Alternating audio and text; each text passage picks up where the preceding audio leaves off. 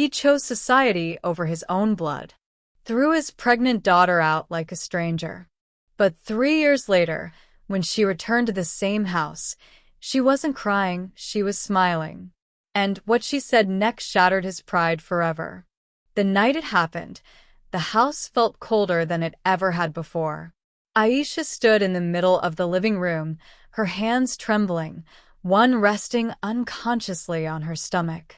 The ceiling fan hummed above her, slicing the silence into sharp pieces. Her father, Malik Rashid, stood across from her, his back straight, his jaw clenched so tightly it looked like it might crack. "What did you say?" he asked slowly, dangerously calm. Aisha swallowed. Her throat felt dry, like sand. I'm pregnant, Abba." The word hung in the air like smoke after an explosion. Her mother gasped softly from the corner, pressing a hand to her mouth. Her younger brother stared at the floor, frozen. Malik Rashid didn't move at all. For a long moment, he simply looked at his daughter as if she were a stranger who had walked into his home by mistake. "Pregnant," he repeated, his voice sharp now. "Before marriage?" Aisha nodded, tears filling her eyes. "I was scared to tell you. I didn't know how. Enough," he roared. The fan rattled as his voice filled the room. Aisha flinched.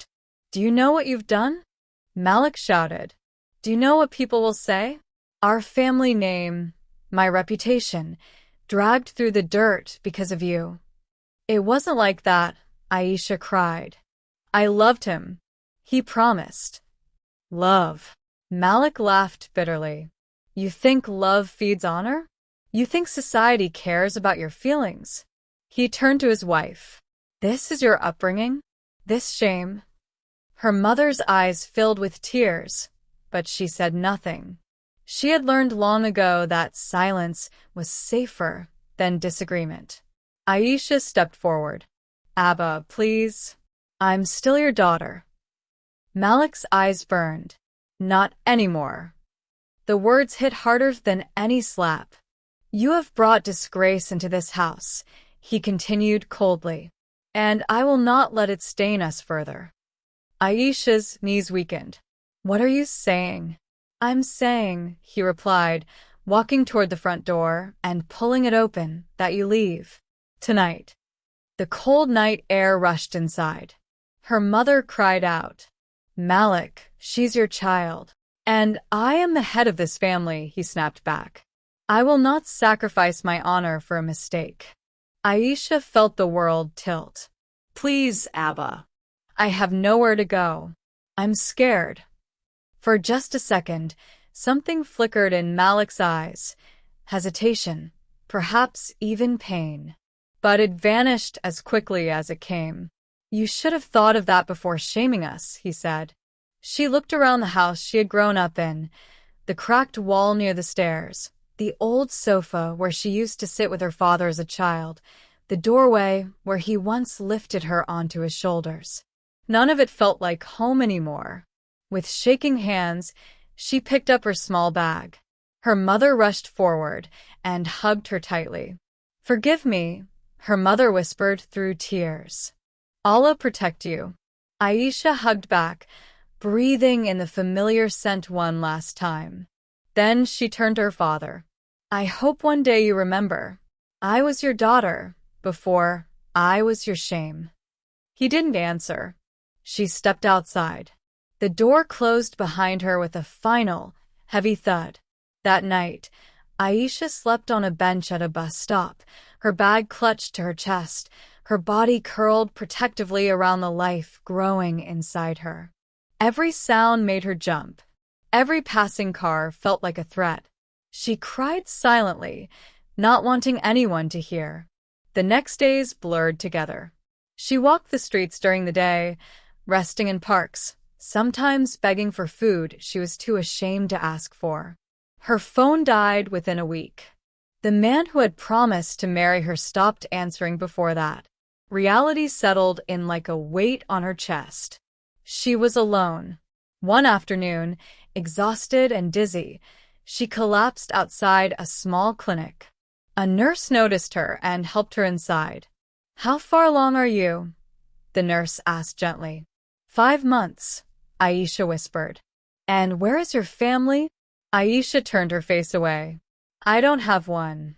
The nurse squeezed her hand. "You do now. At least for today." They found her a temporary shelter, an overcrowded room shared with other women who had their own stories of abandonment. At night, Aisha listened to their quiet sobs, realizing pain came in many forms. As her belly grew, so did her fear. She worried constantly about food, about safety, about the child she hadn't even held yet.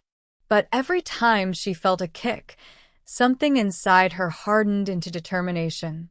"I will not fail you," she whispered to her unborn baby, "even if the whole world turns away." When labor pains began, she was alone again. The shelter had closed temporarily due to lack of funding. She staggered into a government hospital, sweating, crying, begging for help. Hours later, exhausted and shaking, she heard a cry. Her baby cried. A daughter. They placed the tiny, wrinkled baby on her chest. Aisha laughed and cried at the same time. "You're mine," she whispered. "And I'm yours." She named her Noor, because even in darkness, there is light. The days that followed were the hardest of her life. Sleepless nights, empty stomachs, cold mornings. Sometimes she wondered if she would survive it all. But then Noor would smile, a small, toothless smile that made the world feel less cruel. Aisha began working small jobs, cleaning houses, washing dishes, sewing clothes for neighbors. She carried Noor everywhere, tied to her chest, whispering stories and lullabies while her hands worked. People often judged her. Some pitied her. Some looked away. She learned not to care. Every coin she earned, every bruise, every tear, it was all for Noor. At night, when the city quieted, Aisha would stare at the ceiling and think of her father. The anger came sometimes, but more often it was sadness. "I didn't deserve that," she would whisper to herself. 3 years passed slowly, painfully, but they passed. And Aisha did not break. She grew stronger, smarter, harder, and somewhere deep inside her, a fire burned quietly, waiting for the day she would no longer be the girl thrown out into the night. The first time Aisha realized she was changing, it wasn't because life became easier. It was because she stopped waiting for it to be. Noor was almost 3 months old when Aisha found work at a small tailoring shop tucked between a pharmacy and a tea stall. The owner, an older woman named Shabana, had sharp eyes but a soft heart. "You can stitch?" Shabana asked, watching Aisha's nervous hands. "My mother taught me," Aisha replied. "I'm not perfect, but I learn fast." Shabana looked at Noor sleeping in her arms. "You work hard, and you keep your child with you. No complaints. That's my rule." That job became Aisha's first real lifeline. Days turned into a routine. She stitched clothes from morning till evening, rocking Noor with her foot, humming songs under her breath. The shop was hot, noisy, and crowded, but it gave her something she hadn't felt in a long time: purpose.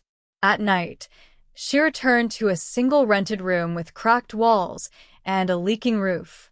It wasn't much, but it was hers. She would lay Noor down, count her earnings carefully, and plan.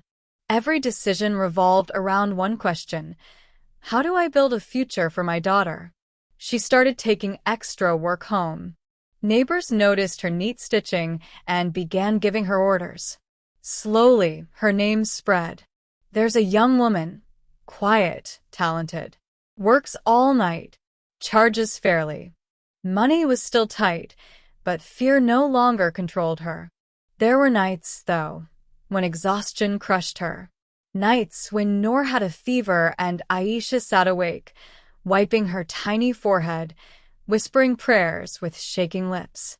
"Please," she would beg softly, "don't take her from me. She's all I have." And each time Noor recovered, Aisha felt something solidify inside her. Faith, maybe. Or stubborn hope. Years earlier, she had been a daughter who needed permission. Now she was a mother who gave protection. When Noor turned 1, Aisha looked at her sleeping face and made a promise. She spoke out loud. "You will never beg for love," she said firmly. "I will give you enough for both of us."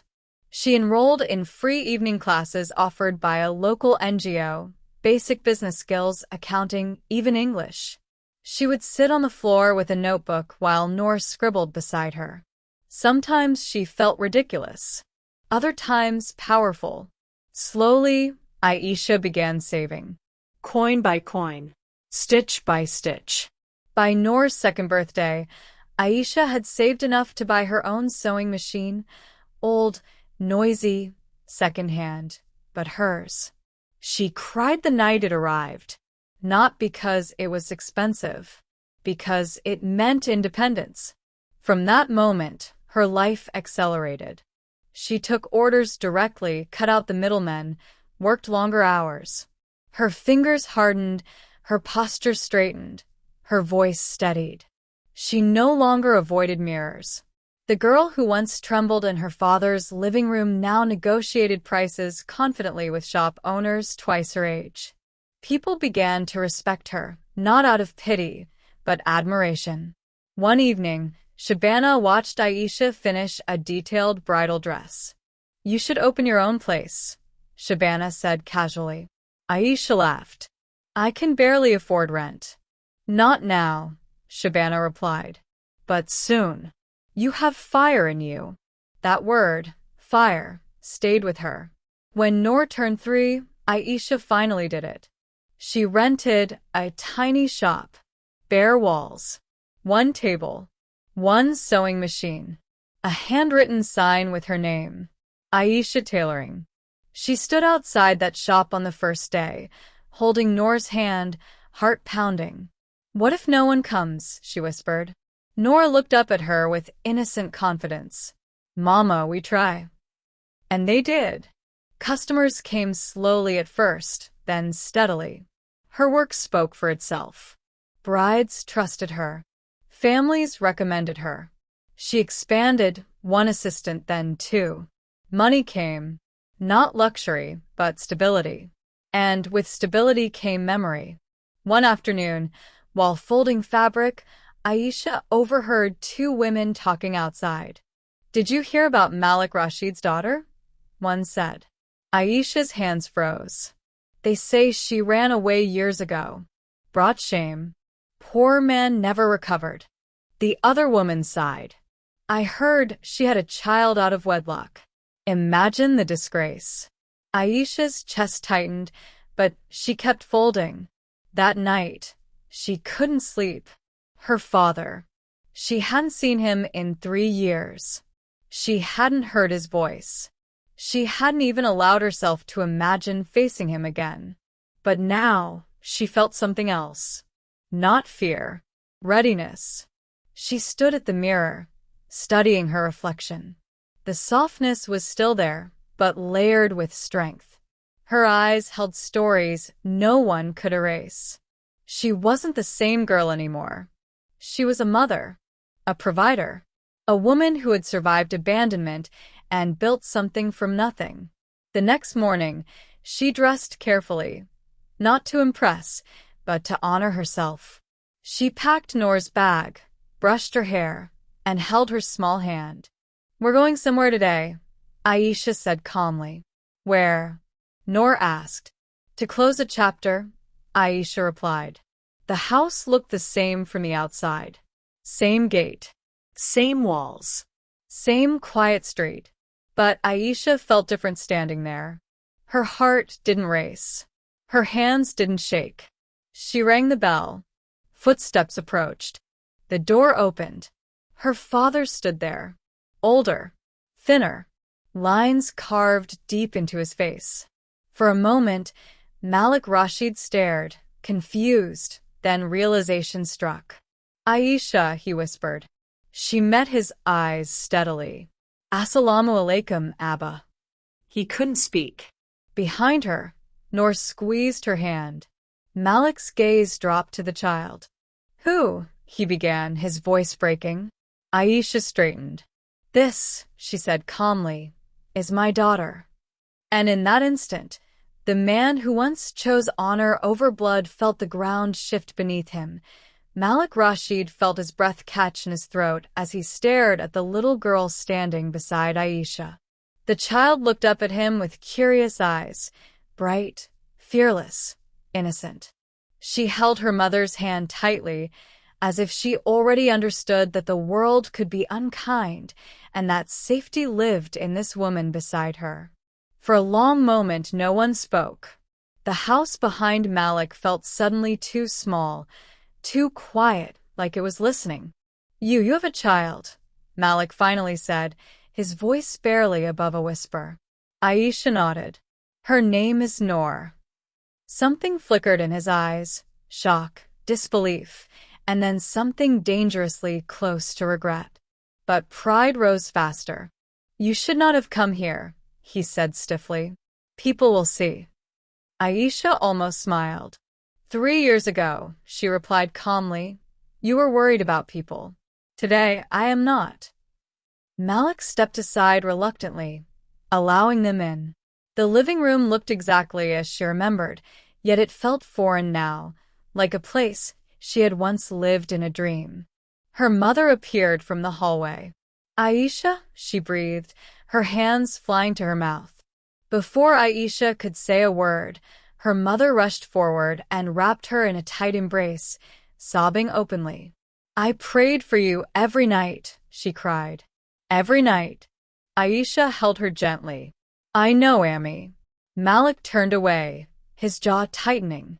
They all sat down, Noor perched quietly on Aisha's lap, observing everything. Malik kept glancing at the child despite himself, his eyes softening before hardening again. So, he said finally, clearing his throat, why are you here? Aisha looked directly at him. Not to beg. Not to apologize. His eyebrows rose. I came, she continued, because I no longer want to carry silence inside me. Malik folded his hands. You made your choices. Yes, Aisha agreed. And so did you. The words landed like a slap. I slept on streets while pregnant, she went on, her voice steady but firm. I gave birth with no family beside me. I raised this child with my own hands, and I survived. Her mother covered her mouth, tears streaming. Malik's face paled. Why didn't you come back sooner? Aisha met his gaze. Because I was not strong enough then, and because you did not deserve my weakness. Silence stretched. Noor shifted in her lap and looked at Malik. Mama, who is he? Aisha inhaled deeply. This, she said softly, is the man who gave me life. Malik flinched. I wanted you to meet her, Aisha continued. Not so you could claim her, but so you could see what you almost erased. He looked at Noor again. This time, he leaned forward slightly. She looks like you, he murmured. Aisha smiled faintly. Yes, she does. And she also looks like the future you chose not to be part of. The words cut deep. Malik stood up abruptly. Enough. You come into my house and speak like this. Aisha stood too, still holding Noor. She was calm, unshaken. I come into this house as your daughter, she said. But I leave as a woman who no longer needs it. Her mother cried out. Please, both of you. Malik turned to Aisha. What do you want? Aisha paused. I want you to listen, she said. Just once. Without thinking about society. Without thinking about shame. She took a step forward. I did not ruin your honor, she said quietly. Your fear did. Malik's lips trembled. I did what I had to. No. Aisha replied gently. You did what was easy. That broke him. His shoulders sagged slightly, the weight of years pressing down. He looked suddenly tired, older than his age. I thought I was teaching you discipline, he said hoarsely. I thought throwing you out would fix everything. Aisha shook her head. It nearly destroyed me, but it built someone stronger than the daughter you lost. She reached into her bag and placed an envelope on the table. What's this? Malik asked. An invitation, Aisha replied, to Noor's 3rd birthday. He stared at it, confused. You don't have to come, she added. This is not forgiveness. This is opportunity. His eyes filled. Why give me that?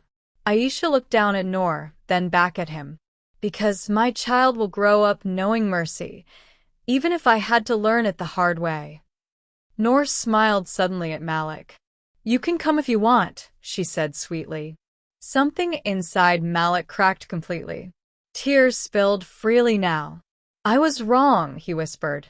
I chose pride over love. Aisha felt tears rise too, but she didn't let them fall. I didn't come here to hear that, she said softly.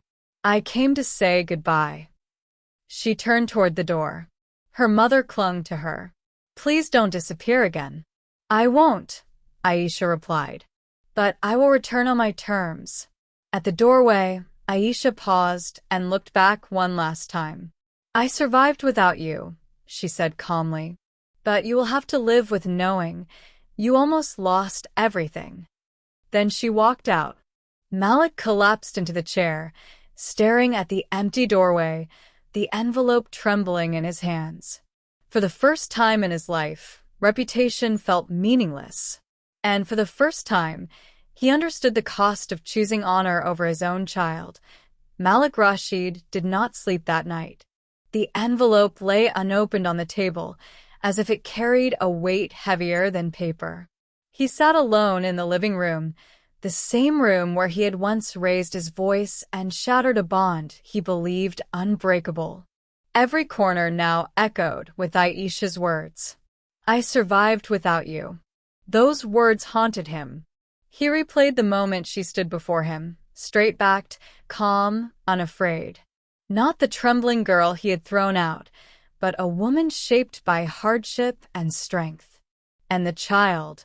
Noor's eyes had looked at him without judgment. That innocence hurt the most. At dawn, Malik finally picked up the envelope. His hands shook as he opened it. Inside was a simple card. No gold letters. No grand words. Noor turns 3. You may come if your heart allows you to. Malik pressed the card to his chest and closed his eyes. For the first time in years, he prayed, not for respect, not for status, but for forgiveness he wasn't sure he deserved. Across the city, Aisha sat on the floor of her small shop, helping Noor color with broken crayons. The morning light filtered through the dusty window. Her hands were steady, but her heart felt strangely heavy. She hadn't expected it to hurt this much. Not seeing him, but remembering him. You sad, Mama? Noor asked, tilting her head. Aisha smiled softly. No, John. Just thinking. She kissed Noor's forehead. Let's finish your drawing. The days leading up to the birthday passed quickly. Orders came in. Customers praised her work. Life moved forward, as it always had. But somewhere inside, Aisha wondered, would he come? The morning of the birthday, Aisha woke before sunrise. She dressed Noor in a simple pink dress, tied her hair neatly, and smiled at her reflection. There was no bitterness in her eyes, only quiet dignity. The celebration was small. A few neighbors, Shabana, some children from the street. Laughter filled the narrow space behind her shop, where colorful paper decorations hung unevenly. Aisha cut the cake while everyone clapped. Then, silence. Someone stood at the entrance. Malik Rashid. He looked out of place, his clothes neat but his posture uncertain, as if he didn't know where to put his hands. His hair had gone noticeably gray. His eyes searched the space until they landed on Aisha. She didn't freeze. She didn't rush forward. She simply nodded. He stepped inside slowly, each step heavy with regret. Noor noticed him first. "Mama," she whispered. "The man is here." Aisha bent down. "Yes." Malik swallowed hard. "May I?" he asked, gesturing weakly. Aisha stepped aside. That was permission enough. He approached Noor carefully, kneeling in front of her. "Happy birthday," he said softly. Noor studied his face, then smiled. "You came." "Yes," Malik replied, voice breaking. "I came." She handed him a piece of cake with sticky fingers. "For you." Malik laughed through tears as he accepted it. Aisha watched quietly. Something inside her loosened. Not forgiveness, not yet, but release. As the celebration ended and people left, Malik remained standing awkwardly. "I won't stay long," he said. "I just wanted to say thank you for letting me come." Aisha met his eyes. "This does not erase the past." "I know," he replied, "and I will not ask you to forget." He took a deep breath. "But I want to be better, if you allow me." Aisha was silent for a long moment. Then she spoke slowly. "If you wish to be part of Noor's life, it will be as her grandfather, not as the man who controls or judges." Malik nodded immediately. "I accept. And you will respect my boundaries," she continued. "I am no longer your child in need of permission." A faint smile touched his lips. "You are right. You are far more." That night, after Noor fell asleep, Aisha sat alone. She thought of the bench she had slept on, the hunger, the fear, the strength she never knew she had. She had not returned to reclaim a place in that house. She had returned to reclaim herself. And she had succeeded. 3 years ago, she was thrown out with nothing. Today, she stood with everything that mattered. Her child, her dignity, her power. And Malik Rashid, once feared and respected by society, now understood the truth too late, but not too late to change. Family was never about honor. It was about standing together when the world turns away. And Aisha had proven that sometimes the ones cast out return not for revenge, but to teach the deepest lesson of all. The weeks after Noor's birthday were quiet, but not empty. Something had shifted, not loudly, not dramatically, but deeply. Malik Rashid began visiting Aisha's shop every Sunday afternoon. At first, he stayed only a few minutes, bringing fruit or small toys for Noor. He never crossed boundaries, never questioned Aisha's choices. He simply watched, listened, and learned. For a man who once believed control was love, silence became his apology. Noor accepted him naturally. Children often do. She would run to the door shouting, "Nana came," and Malik's face would soften in a way Aisha had never seen before. Watching them together stirred something complicated inside her. Not pain, not anger, but understanding. One afternoon, Malik stood quietly as Aisha negotiated prices with a difficult customer.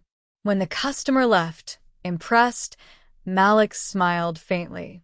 "You are strong," he said. "Stronger than I ever was." Aisha didn't respond immediately. "I learned it the hard way," she finally said. He nodded. "Because of me." She met his eyes. "Because of life. You were only one part of it." That honesty stayed with him. Soon, Malik stopped caring what neighbors whispered. When people asked questions, he didn't defend himself. He admitted his mistakes. "I failed my daughter," he told them simply. But she did not fail herself. Those words, spoken publicly, healed something private inside Aisha. Months passed. Noor grew. The shop expanded. Aisha hired more women, many with stories like hers. It became more than a business. It became a shelter of second chances. One evening, Malik arrived with old photo albums.